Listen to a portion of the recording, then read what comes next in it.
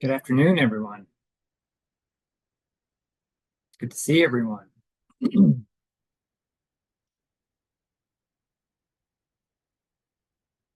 Lots of faces here today. It's been a while since I've come and joined you guys for inquiry, and it's somewhat, I don't know, a little startling or just surprising to see so many people, show up for inquiry. It's wonderful.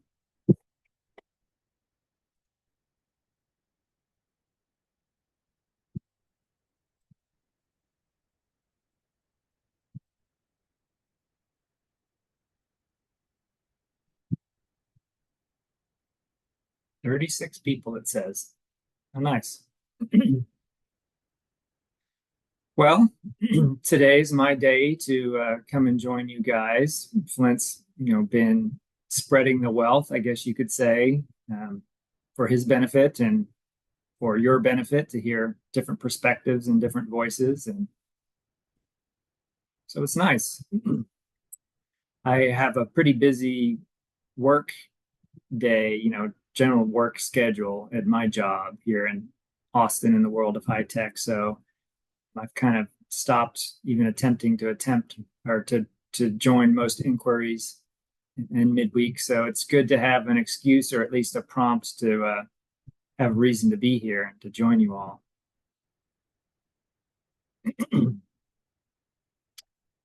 All right, so I think it's a couple minutes after, and most looks like the joining is slowing down. So, as is our normal practice, why don't we sit for a few moments together?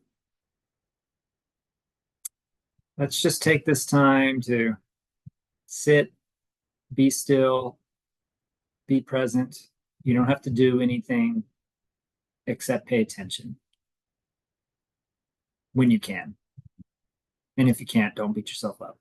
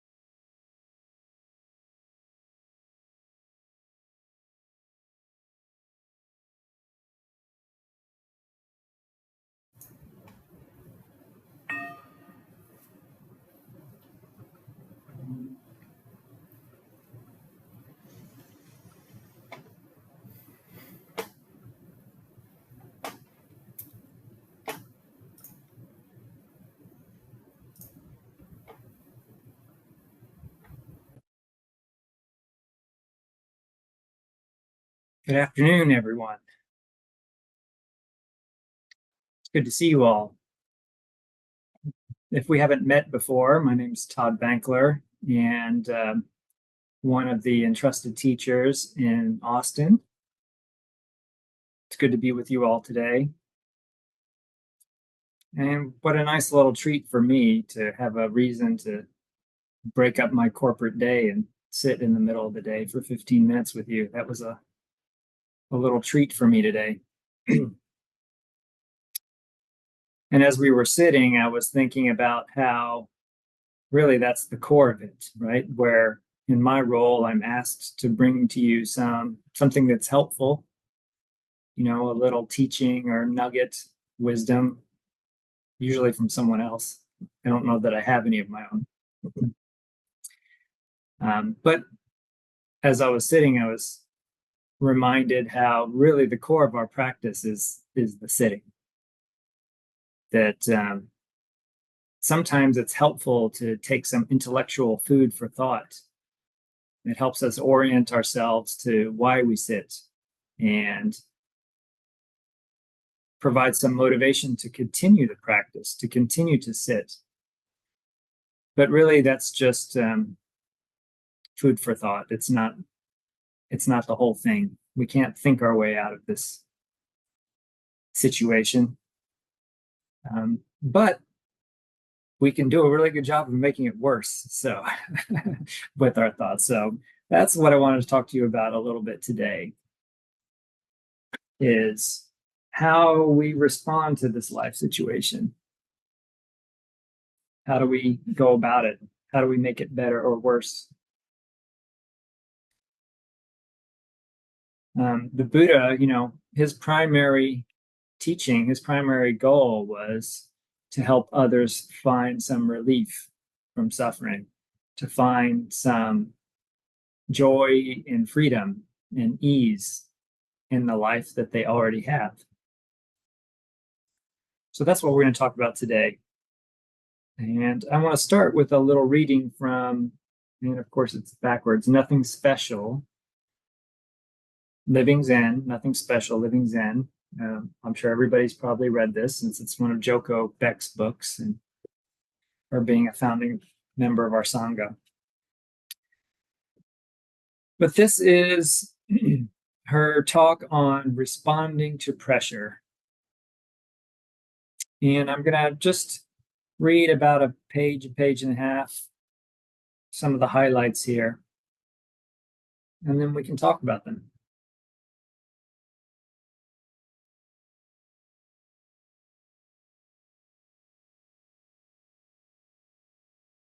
Responding to pressure. Before service, we recite the verse of the Kesa.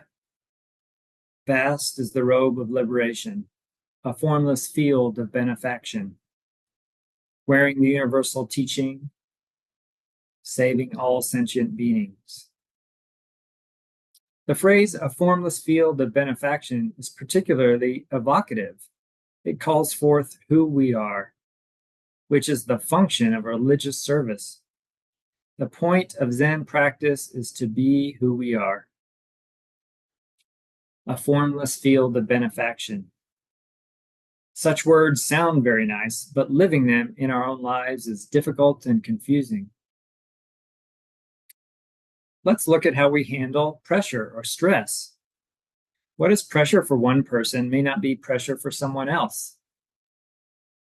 For a person who is shy, pressure might be walking into a crowded party. For another, pressure might be being alone or meeting deadlines. For another, pressure might mean having a slow, dull life without any deadlines. Pressure could be a new baby, a new lover, a new friend. It might be success. Some people do well with failure but can't handle success. Pressure is what makes us tighten up, what arouses our anxiety. We have different strategies for responding to pressure. Gurdjieff, an interpreter of Sufi mysticism, called our strategy our chief feature. Chief feature. We need to learn what our chief feature is. the primary way we handle pressure.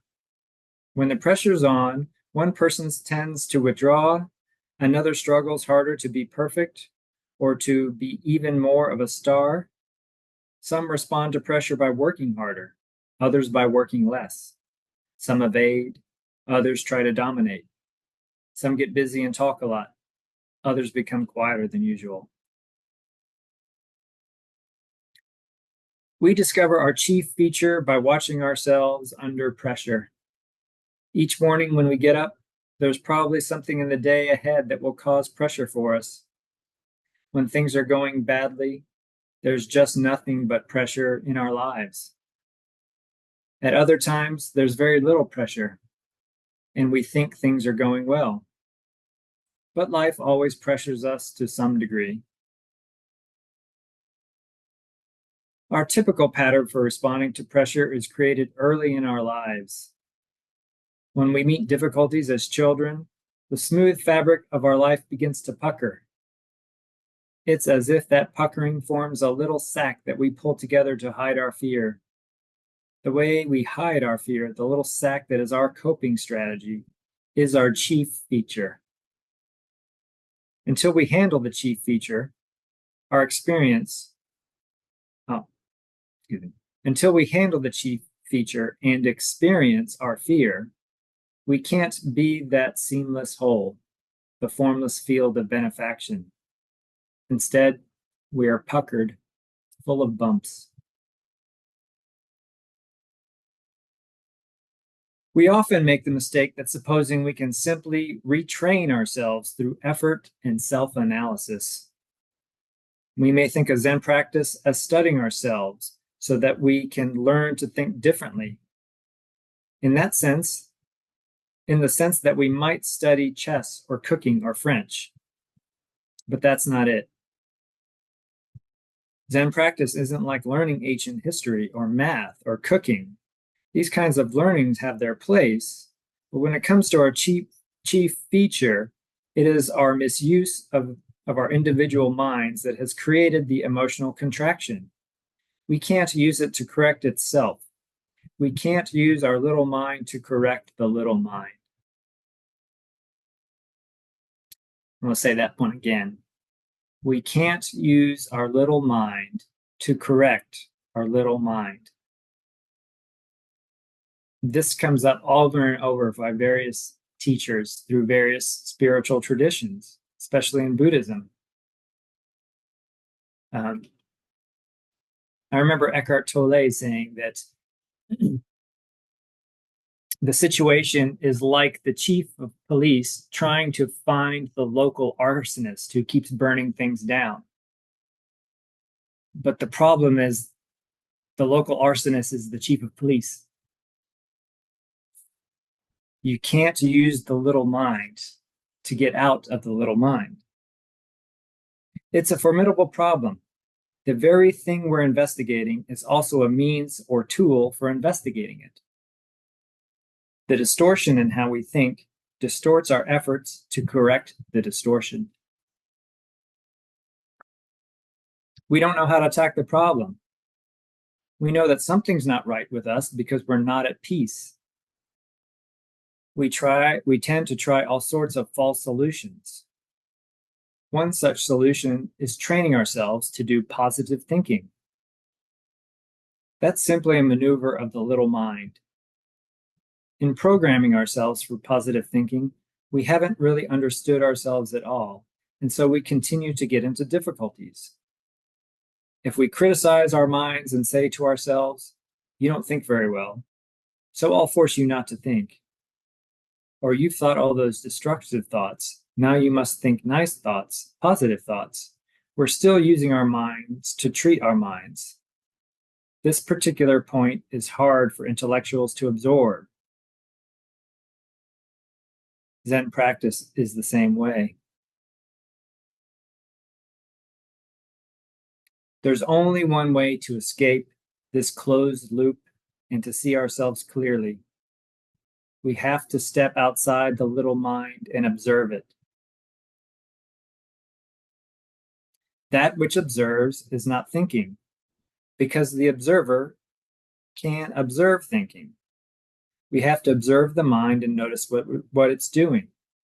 We have to notice how the mind produces these swarms of self-centered thoughts, thus creating tension in the body. The process of stepping back is not complicated, but if we're not used to it, it seems strange and new and perhaps scary. With persistence, it becomes easier. The more we observe our thoughts and actions, the more our chief feature will tend to fade. The more it fades, the more we are willing to experience the fear that created it in the first place. You notice that?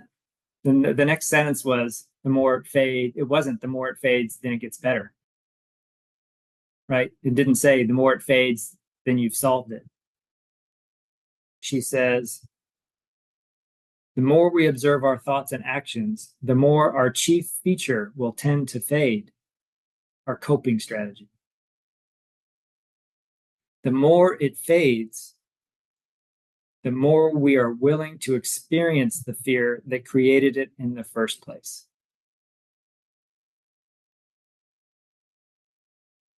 For many years, practice is about strengthening the observer. Eventually, we're willing to do what comes up next without resistance, and the observer fades.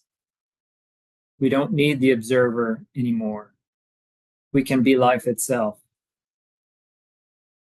When that process is complete, one is fully realized, a Buddha.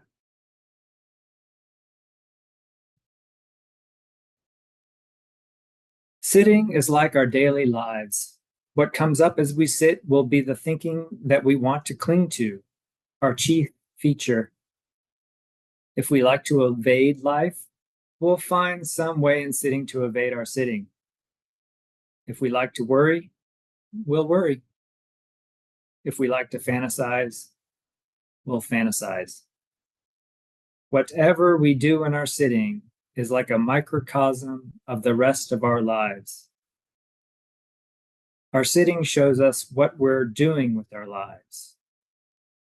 And our lives shows us what we do when we sit.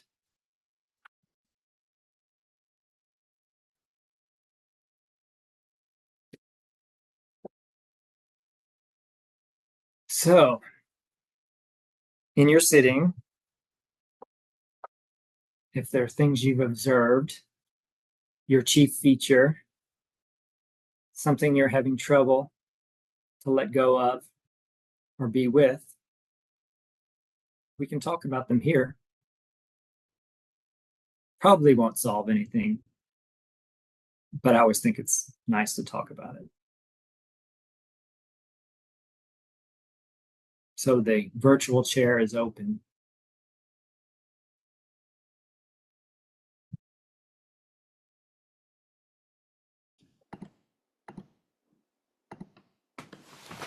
Hi, Todd. Hi, Cassie. So as you were talking about that chief feature, what came up for me was judging mind, and how much I can get by creating another, like creating the other, and how judging mind, like it comforts me by creating a separation, which is like literally the opposite of what comfort I think means to me. So I'm just like finding that so curious that it's such a go-to mechanism for me. Um,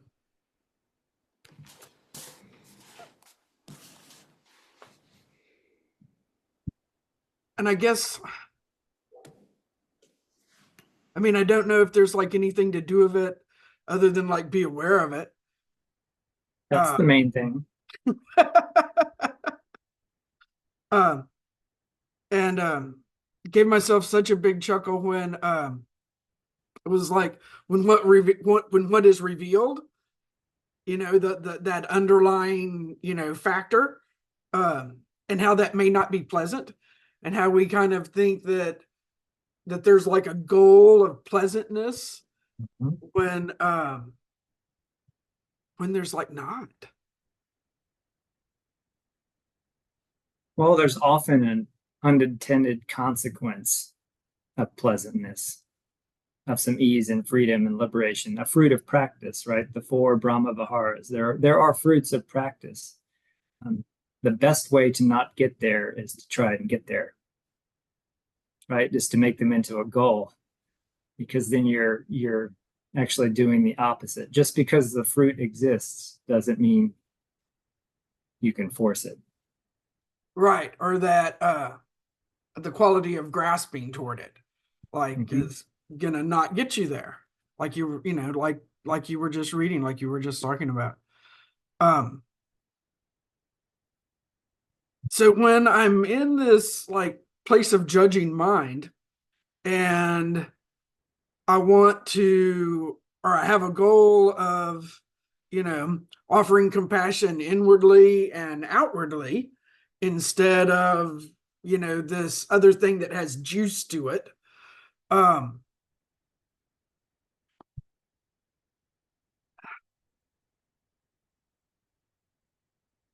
I guess I would like that to come easier or faster, or um not always be trailing behind the, you know, this other thing that seems to have so much um energy in it. Yeah, me too. What you're reminding me, I have a there's so many different phases or seasons of practice, and this reminds me of one that I went through that I called my crisis of judgment. Yeah. And it was, I don't know, a year or two into really getting into sitting every day and going to all the intensives and everything. And you become aware, you start to become more and more aware of what you're up to moment, right? That's kind of the byproduct of it. And I started to notice how mostly what I was doing was judging, like judging people on the street by their looks, by the way they, by their car, by the person in the grocery store, by how they smiled or didn't smile. Did they let the person go ahead? Did they not? Every moment to moment was a judgment, and it bothered me, Hmm. right? It really bothered me, and I didn't like it, and I wanted to stop, and it became to be almost like uh, something stinging me. Every time I would know, oh, more judgments, it became somewhat painful sometimes to see all these judgments until the bubble popped when I realized you're judging yourself that you think you shouldn't be able to not judge. Yeah, yeah. Yeah, that's why it hurts. The judging itself is not a problem. Um, Suzuki Roshi talks about not being fooled, right? When other people fool you, it can be a problem, but it's not so bad. When you fool yourself, it can be fatal. And so we don't need to get rid of judgments. It's a wonderful capability of the human mind to make snap judgments about people, situations, right? Quickly, subconsciously, without us even knowing the visual, auditory, or other cues we're doing to judge. But it keeps us safe and it helps navigate the world. It's not a problem. It only becomes a problem when you're fooled by it, when you're identified with it, when you see that you don't see that you just judge the person on the street and you're having a judgmental thought. Because when you see you're judging the person on the street and you're having a judgmental thought, you understand that it's a thought that may not be true.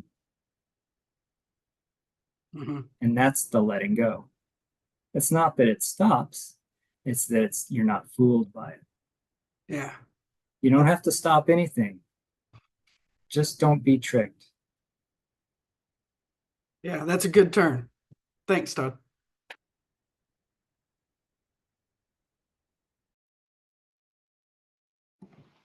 We have Marley.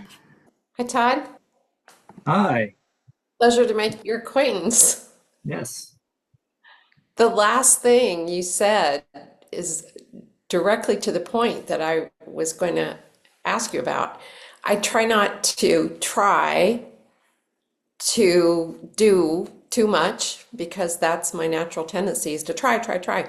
So when my little mind is observing, um, it makes note of the fact that with the deepening in my practice, I have really changed a lot as a person. And I'm aware that there are a whole bunch of therapists here.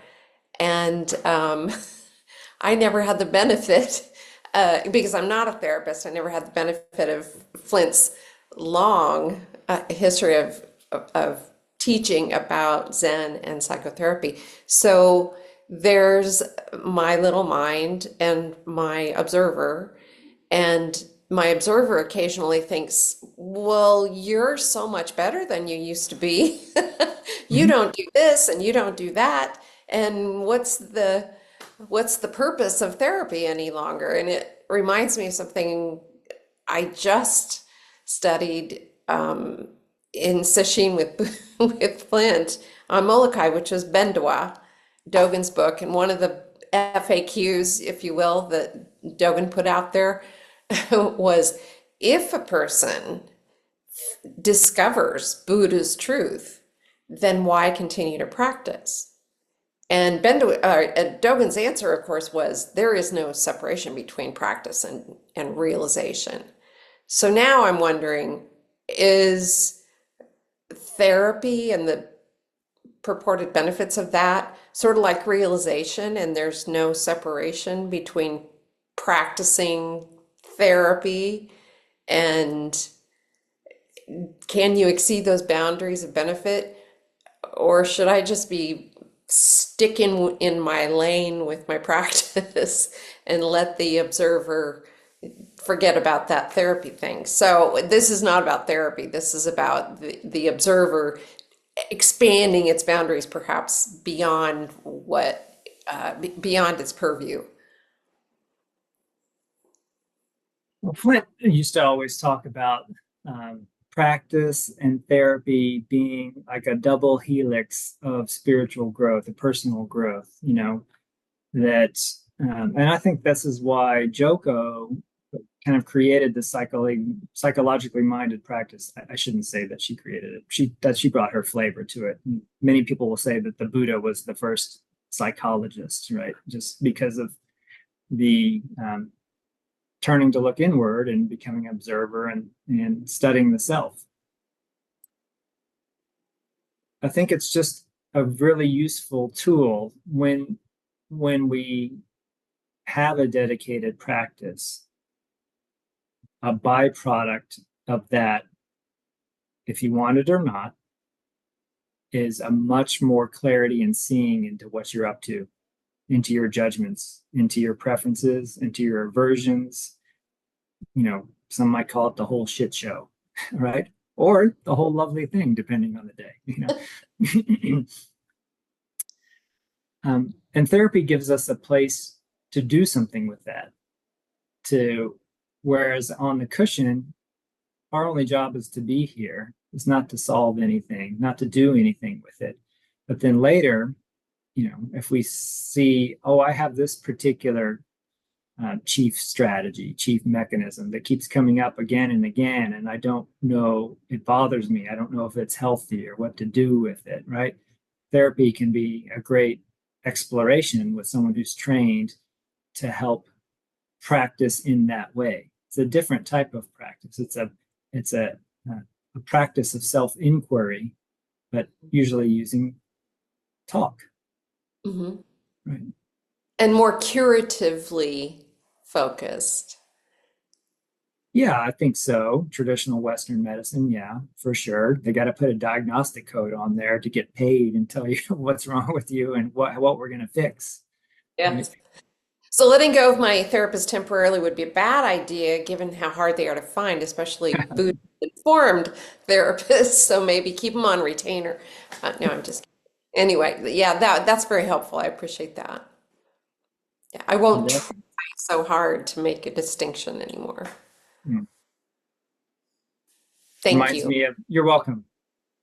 And I was going to say, it reminds me of when I was going through our entrustment and teacher training, and I would begin to do practice discussion one-on-one with people. And I would have a mantra. I would say in my head over and over again, I am not a therapist. This is not therapy. I am not a therapist. This is not therapy. I am not a therapist. This is not therapy. Because it's so hard to see and meet all the things that come up without trying to take that curative approach, therapeutic approach to them, where, my role as a spiritual teacher is just to be with people and to help them find that freedom and ease. And I have no training. So anyway, it's a very interesting intersection between spiritual practice and therapy that can go many different ways. Okay, thank you. Thank you. We have Becky.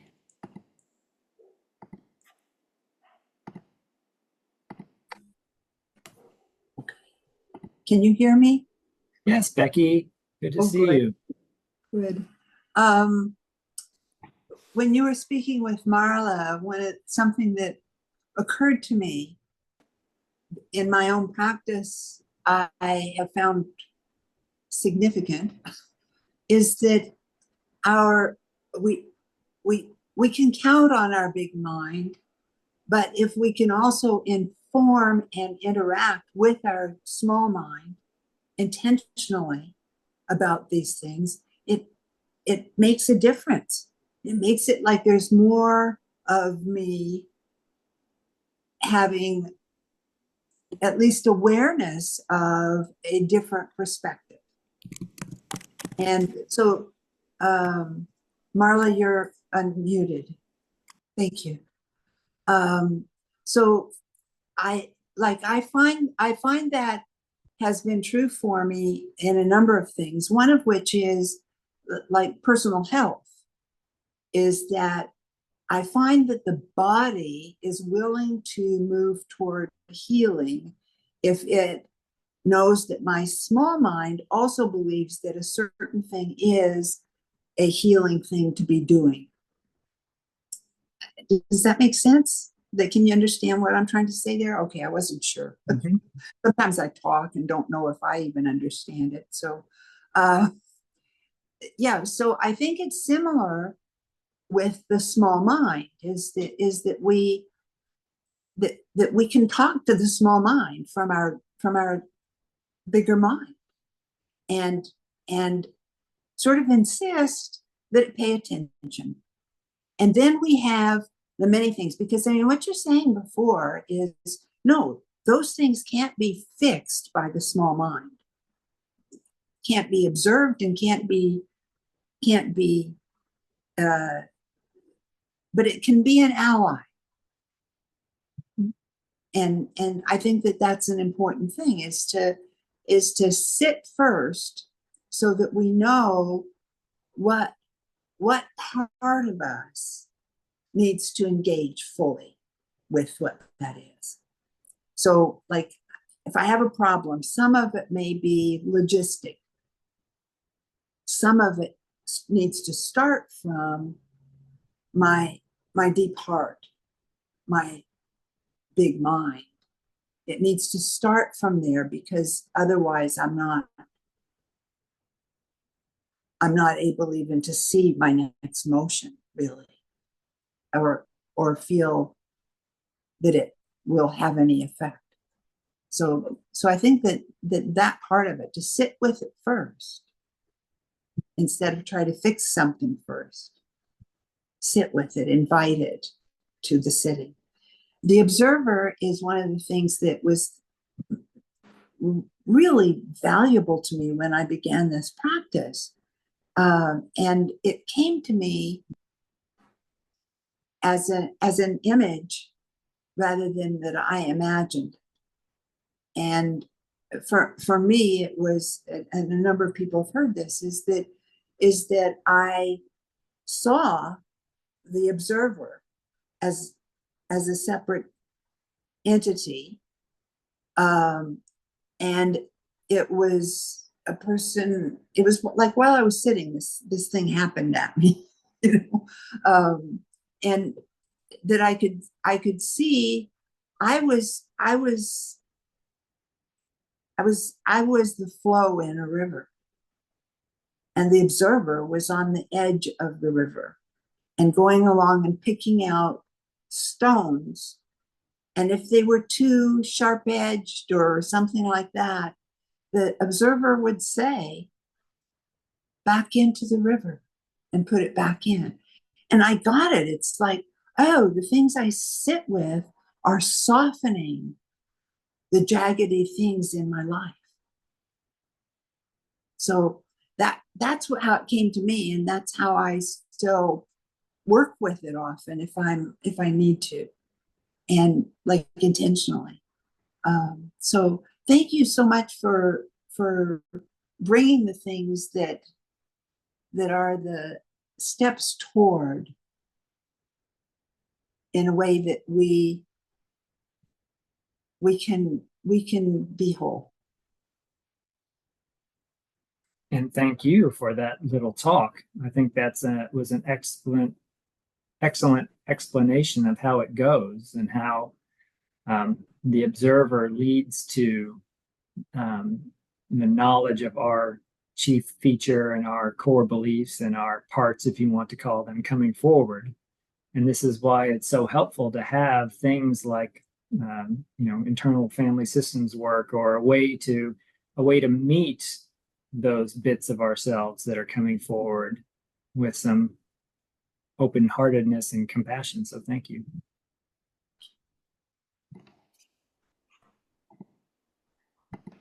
We have Rosemary. Hi, Todd. You have a middle name now. Yeah, it's my maiden name. Okay. Yeah, it's the Italian part. Okay. So, thank you for this talk. This morning when I was sitting, it wasn't long before this chief feature visited me, and it's the problem solver. Give me a problem, and I'm chewing on it, and I think it fits with striving. Then it becomes there's a lot of effort or energy behind it. And what was helpful in what Joko explained and you shared was that fear is the thing that we're evading through these strategies. And I hadn't really thought of it that way. So it's really helpful. And the idea of having compassion for that chief feature, which is suffering. And we know that it's not there for fun. It's there to, keep us safe from these difficult feelings. So, yeah, that was really, really helpful. I mean, it reminded me of the core belief, but it's different. Of hers. Right. Yeah. So, and I think I have the book, so I'll take a look at it. So thanks so much.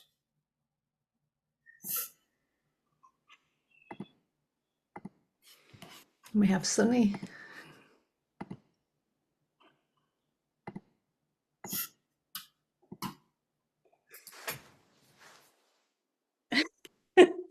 I'm so happy Good to see you, Sunny. It's been so long. I know. I struggle when I come to inquiry. Finally, I struggle to suppress my giddiness at seeing my old friends. Why suppress it? Yeah.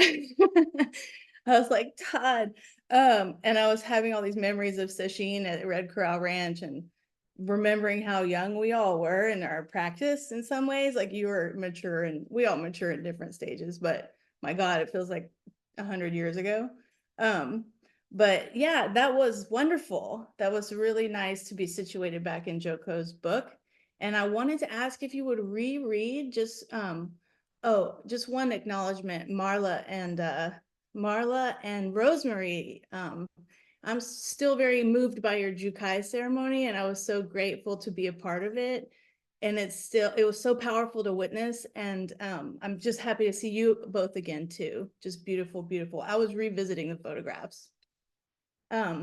So, oh yeah, Todd, so if you don't mind, there was this, I do love this dialogue around, I would think of it as resolving the material underneath the pucker, like that fabric and it puckers, and then there's that Mhm. material and our tendency when it gets to move away from discomfort, like emotional pain is not something people want to meet. And I mean, even after like, almost 2 decades of practice, I still have the impulse to move away from emotional content that's uncomfortable. So it just your body just does that, but I wanted to ask you if you would read one passage again for me. I don't think I've ever heard the description of Buddhahood in the way that you read it in that book, or like, I've never heard it described that way, and I wanted to hear it again so I could like metabolize that.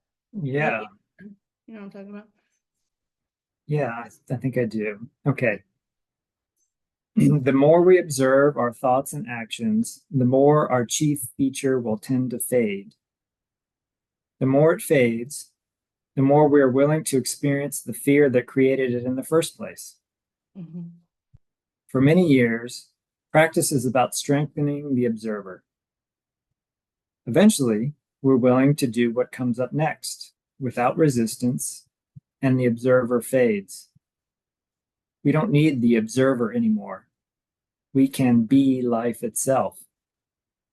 When that process is complete, one is fully realized, a Buddha. I mean,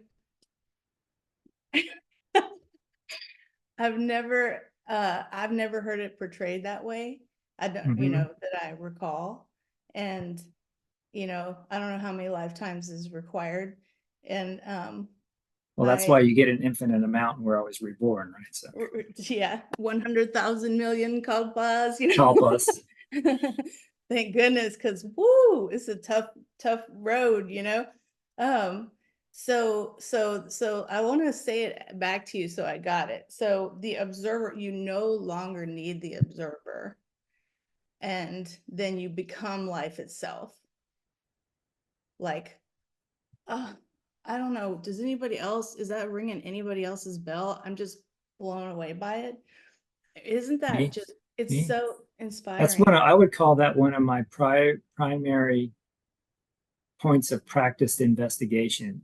Really? Yeah, and it comes out of I've done talks before that I call like, the kind of Karate Kid wax on, wax off, the subtle teaching of Zen, where you think you're learning one thing, but you're actually being trained something else.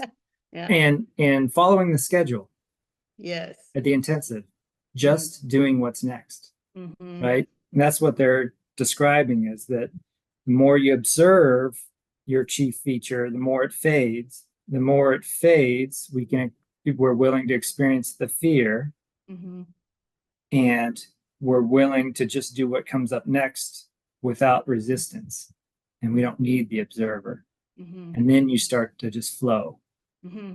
Oh, time to go to work. Oh, Yeah. time to be ill today. Oh, Oh, time to die, yeah, right. like nothing on So it. that's one of my favorite inquiries is, Mm-hmm. can I just do what's next? Mm-hmm. Mm-hmm. Oh, it just feels so good. Just the idea of it feels so good, like a relief, Mhm. I mean, It's letting go of the second arrow, right? It may be that just what's next is going to see the loved one in the hospital that's passing away, right? mm-hmm. And that doesn't mean it isn't full of grief and pain. Yeah. But if we aren't having a small mind that's slinging second arrows, like, well, it's my fault. I should have been there yesterday if I had done it, Mm-hmm. it doesn't mean the grief goes away. It just means we're just flowing with what's next, and looks like grief is next. It's so interesting. And Marla, something you said about like quote getting better at it. I mean, you do see the fruits of our practice. It's like, I mean, we used to be I would get pissed off about the dumbest things. Just somebody, cutting you off in traffic, get all worked up about it. So we do see maturation over time for sure. And it's really priceless and valuable, and it's endless. It's just bottomless. The more I keep going, the more bottomless it is. That's why I'm like, wow, the idea of not even needing to observe anymore and just like literally being in harmonious resonance with what is, that sort of responsiveness, that just flowing responsiveness is just like really inspiring and just so moving. And there was one other thing. Oh, I don't know if this is useful. Oh, we only have a minute, so I'll just shut it down. But I'm so happy to see you. Thank you for today. You're welcome. It's my pleasure. Good to see you as well. Yeah. And before we wrap up, the one thing came to mind after Cassie already left the chair when talking about judgments. A practice that might be helpful for all of you. Joko has this technique she would give students of thought labeling, right? And that's when you notice, say, I'm say planning my grocery trip or planning my day. She would put a little small one-word thought, label on it. Oh, planning, and then go back to sit. Oh, remembering. Oh, arguing, right? And it's helpful that it takes you kind of one notch out of the content to observing what the type or category of content it is without engaging in it. And I found that very useful, not just in sitting practice, but in when we're observing what's coming up, when we're observing these chief features and how we're meeting life.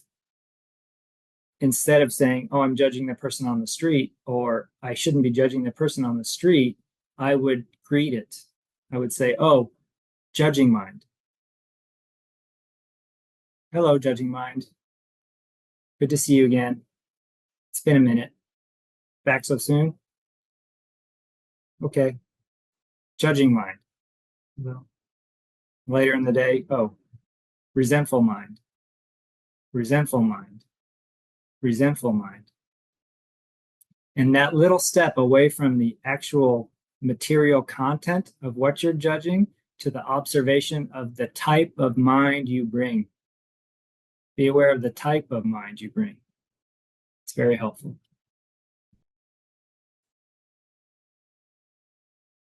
And we'll wrap up there. So as our tradition, we'll finish by reciting the practice principles. Caught in the self-centered dream, only suffering. Holding to self-centered thoughts, exactly the dream. Each moment, life as it is, the only teacher. Being just this moment, compassion's way. Thank you, everyone. I hope you have a lovely day.